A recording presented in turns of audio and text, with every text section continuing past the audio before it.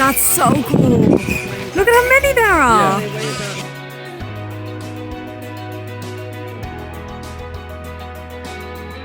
Yeah, wait. Oh, can you see that one? Oh my gosh, that's so cool. Oh, look at it. I hope I'm capturing it. I can't see a thing.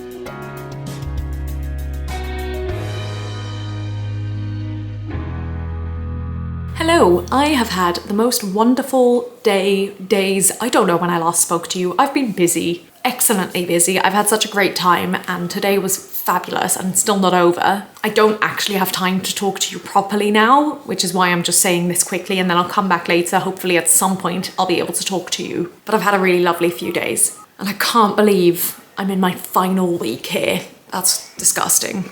The time has gone so quickly this time. I think it always does, but it really feels like it's flown this time. I think this is also the shortest amount of time I've been back ever. And realistically, I'm planning on coming again next year, and I think next year it's gonna be even shorter because unfortunately, your girl has work and a life now, so can't afford to take as much time off, which is very sad.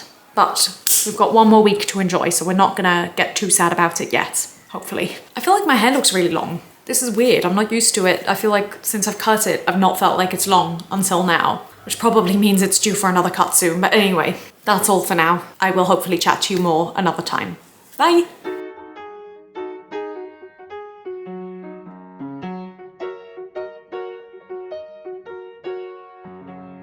There's 3 lizards. There's 3 of them.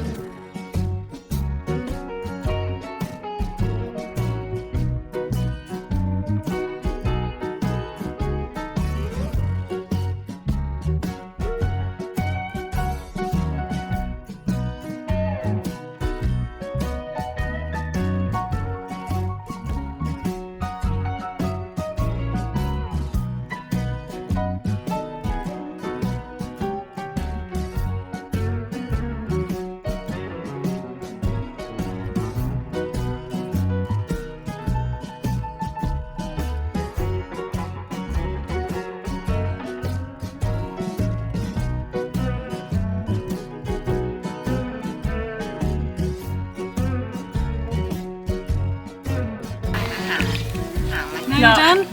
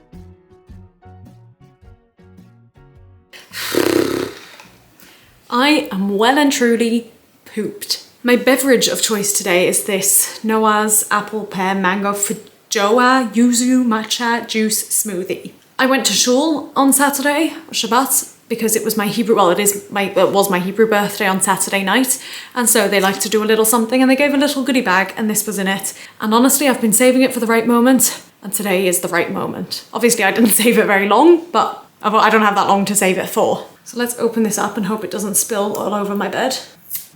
Oh, it spilled a little bit all over my bed. Don't like things that don't have a closable cap. Oh, it's gone all over my leggings, but hey, those were gonna go in the wash. Actually, it may not have gone on the bed. It may have just gone on my clothes, which would be even better because I'm doing a wash tomorrow. And a little may have gone on the wall somehow. That's quite nice, actually. Not too sweet. Needed that. It's got really strange flavors in there. Not strange, but just, I can't pinpoint it, but familiar. It's good though. It's good. Oh no, maybe a little did go on my bed. Oh well. I woke up at 5:30 this morning and did a thing which I always do and I always tell myself I shouldn't do, which is I checked my phone. And I mean, how often are there going to be urgent, super important messages on my phone? Anyway, and it was an email that I'm not going to go into depth now about. At some point I probably will talk about it. But basically I read the first line and I thought, I know I can't deal with this right now. Like I need to go back to sleep and look at it in the morning, proper morning. But the way the line that I had read was phrased, it just left me with so many questions and I just could not understand it really. And so after about 20 minutes of tossing and turning, I thought, right, I'll check. And actually I'm very, very glad I did because it definitely cleared some things up and made it less sort of personal, I guess. I need to keep this vague, but it will make sense at some point down the line. So I dealt with that and then tried to go back to sleep, but was just having various dreams about various things that are happening in my life, or yeah, that's it. And all very much like anxiety-ridden dreams. So just not the like most restful night I think I've ever had. In fact, probably the least restful night I've had since I've been here. And actually last night before I went to bed, I was hugging my father and because I'd barely seen him all day. And as I was hugging him, definitely had this like, oh, I'm gonna miss this kind of realization. And so when I got to my bed, I was like, oh, am I gonna cry tonight? Are we gonna start being upset a week early? And I managed to just about hold it at bay, but I'm sure that was also sort of on my mind just the whole night. Plus I've discovered I've got this new hay fever-y type thing, which is incredibly annoying, especially considering I've had 2 springs this year and it only started this year, to my knowledge anyway. And so when I woke up at 5:30 and then eventually tried going back to bed, I was so congested and couldn't breathe properly and like that was annoying too. It was a night. But eventually I woke up probably around 8:45, I want to say, and took my time in the morning, did a bunch of admin things actually, which I've been putting off for ages. And it definitely did feel good to finally do those things. You know, I had a nice shower, I had a nice breakfast. Like I took my time in the morning, which was good. Spoke to a friend as well, which I think was needed because this morning I didn't see any of my family members actually until a bit later. So just to be able to talk about the thing with someone was good. And then we went out, and that was really lovely. We went out with my mum and my sister. It was the three of us, and it was just really nice. Initially, we went to a shopping centre to return an item that I bought because why would anything ever fit me? I think that might be the reason why I like secondhand clothes so much, because it means I don't need to do the trying on. It's just like, I'll take it and either it fits me or it doesn't. And usually somehow it does. Whereas clothes in shops just don't. Not in the same way. Anyway, and my mum treated us all to Starbucks there, which was very good. I had a caramel coffee frappuccino, although I was really eyeing the peppermint mocha because that is like everything I love in one. But I just wasn't quite in the mood for it in the morning. And I have to say, the frappuccino was very satisfying. Then we went to a sanctuary. And I've been to this sanctuary once before, and it was about 10 years ago, I think, maybe a little less, maybe 7 or 8 years ago. And I remember really loving it at the time and being so overwhelmed by it. And to be honest, when we walked in already, I was like, I don't remember any of this. And it wasn't quite as good as I'd remembered. So that was a shame, but it was still nice to do. I loved seeing the koalas. I love koalas. I don't think I've spoken about that on here very much. But before we left Holland, I had to do a presentation. And before I even knew I was moving to Australia, I was given sort of extra work to do at school, and it was to make a presentation on anything I wanted. And I chose koalas. And then like 6 months, maybe a year later, my parents told me we were moving to Australia. So anyway, I've always loved koalas, and I just think they're adorable. They're the best. They're great. That's all I can say. And I've not seen a koala yet until today since I've been here. So it was lovely. It was lovely seeing koalas. That made me very happy. I did just stand and stare at them for ages, longer than I needed to. Koalas do not move. Koalas sleep for 20 to 22 hours of the day. I did not need to be watching them. They were not going to be doing things, and they didn't. Although one did wake up to move position and eat a couple of leaves, so that felt pretty good. And we got to feed some kangaroos, and that was cute. And there was one kangaroo with a little Joey in the pouch. I tried to capture it. I hope it came out. So lots of really lovely things. It just wasn't quite as impressive as I'd remembered. But actually it worked out because we were running late anyway, and it just sort of meant we didn't have to spend as long as we thought we might. And that meant that we could go to the beach, and that was so nice as well. It was perfect weather for it. And it was just this lovely, just a lovely area. And it was so chill. It was so nice. So I've had a lovely day. I'm just really exhausted now. And I think also, I'm in my final few days before I go home, which I don't like saying. And I've got something on tomorrow, and I had that email, and there's just a couple of things that are really either on my mind or urgent or pressing or things I want to do. And I think that's sort of, it's starting to get to me. I've actually not got many plans for tomorrow. I've got, hardly anything. But the one thing I do have planned, which will take about 2 to 3 hours, is gonna be something. Thanks for that, by the way. I'm almost tempted to have a nap. Like, I'm genuinely that tired. And initially I thought it was just from the day, but as I'm recounting now, I've realized it's probably because I was up between sort of 5:15 and 5:45 and then didn't sleep properly until 8:45 and then woke up. But anyway, time to just wind down, I think. Just a little bit decompress and, let the day run over me, let it wash over me. I really enjoyed it. I actually had a great day. It's just been a lot of other things that have been on my mind. And one of the major ones is actually tomorrow. And once it's done, I don't need to think about it anymore. I know I'm being vague about it, and I've been vague about it a couple of times in the last few vlogs. And I will hopefully be able to tell you tomorrow what it was and why I've been vague about it. But potentially, I may never talk about it again. It's not to do with my job or my life or my industry. Well, a little bit my life, but not my industry or my career or anything like that. It's just something that could swing either way tomorrow. And it's not even the election, because that's another thing that is perhaps not as urgently on my mind, because obviously I don't live in America, but equally, it's there. I can't imagine that there are many women in the world for whom it's not there, to be honest. Like, either way, it's going to be historical, and either it's going to be historical in the sense of we're going back in time, or it's going to be historical in the sense of this is a first. You know what I mean? We'll see. We will see what happens, but I will drink my drink and probably watch some YouTube and play some games and hopefully be able to wind down a little. This is quite nice. I really enjoy this actually. Oh, look at this. You may have seen this already as I was drinking, but it says 2 crushed apples, a slice of pear, a small wedge of mango, a quart of feijoa, a squeeze of yuzu, and a sprinkle of matcha. How fun. All right, bye. Hello everyone. What a night, my goodness. This thing I've been alluding to that I've got on today is, I think, the thing I've been most nervous about and felt the most like anxiety for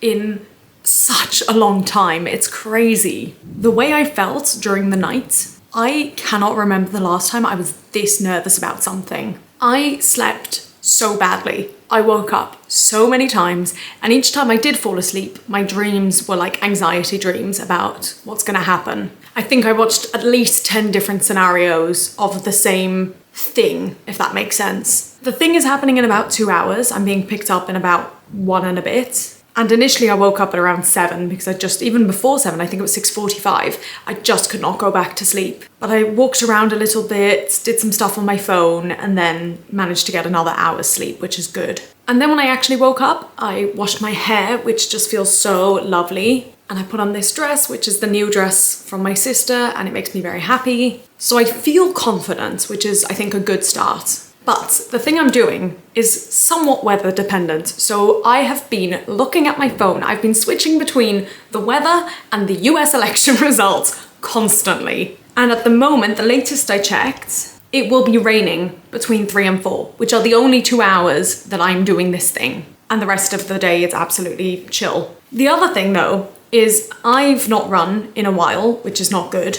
And today would be the perfect day to go for a run because I have all this nervous energy and I think it would be a really, really good way to expel it. But it is 30 degrees outside and humid. Like there's not much sun, it's mostly just cloudy and it is, you know? So I just hung up my laundry and my brother had hung up his laundry probably 2 hours before and it all felt dry. Like it's just, which is weird actually, because you'd think the sun would be better, but I don't know, there's something in the air and it is just sticky and gross and hot and not running weather, which is a real shame because I bet I'd be able to beat my personal best today. I've just had some lunch. It's a bit of a weird time to have lunch. For me, it's a bit early and I was kind of hoping to eat a little bit closer to when I go, but I think what I'll do is I'll just grab a snack before I go. I'm sorry I'm being so vague about this. I will tell you everything if it's worth telling about. But the thing is, if it doesn't go anywhere, and again, it's not a career thing, but if it doesn't go anywhere, then it doesn't matter and I would just rather not talk about it.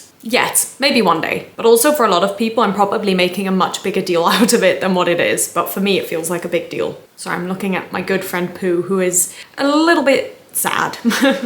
He's lost his eyebrow, he's lost his nose, his eyes are starting to fall off, he's lost his lettering. But you know what? He's my friend and I still love him. I keep thinking there's things I need to do or want to do and I keep just totally pulling a blank. So I'm just watching lots of YouTube videos in and amongst checking the weather and the US election results. Anyway, I don't think I will speak to you again until this evening and it will either be explaining what all this is about or it'll just be you know, I should probably edit a video. I've got so much footage from my time here, but I don't know, I'm not feeling it. I want to run, but I can't. I've also found I've been drinking loads of water. Every time I feel like a nervous energy, I just grab some water and it sort of helps. I don't know what it does, but it helps. All right, I will see you guys.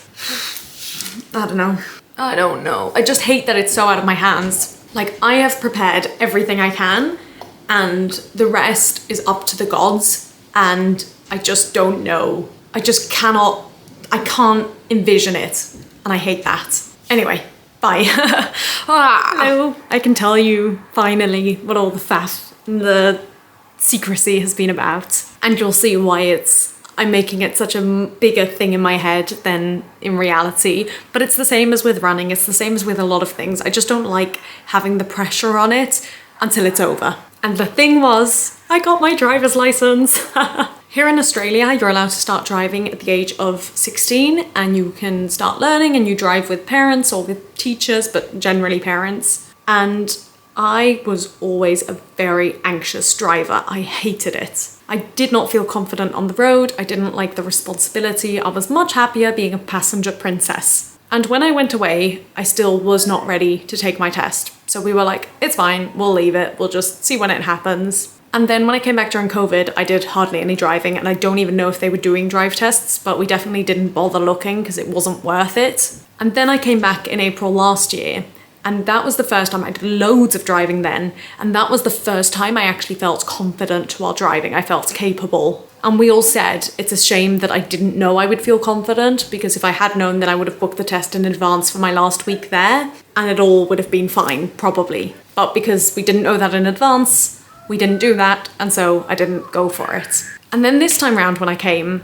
my parents said, are we gonna book it? And I said, I didn't want to mention it because I don't really want to. Because again, it's been now another 18 months since I've been in a car or driven a car, and I didn't know how I would feel. And my parents said, just book it. Just go for it, and you will either be ready or you won't. If you're not, we can try and move it. And if you are, great. But there's no point in constantly putting it off because it's worth getting at some point, and they're right about that. They're right about a number of things, actually. So we booked it, which is, I think, the first time I alluded to it in a vlog. And I just kind of said, we've booked something that's scary and exciting, and this is what it was. And then I've taken a couple of driving lessons with an actual teacher while I've been here, but I've also done loads of driving with my parents. I think I've driven almost every day. Not so much the first 2 weeks, because it was the Chagim, which made me even more nervous for the next 2 weeks, and which is why I more or less insisted on driving everything that I could. And obviously we've done some day trips and things like that, which have been really long drives, so that's been great.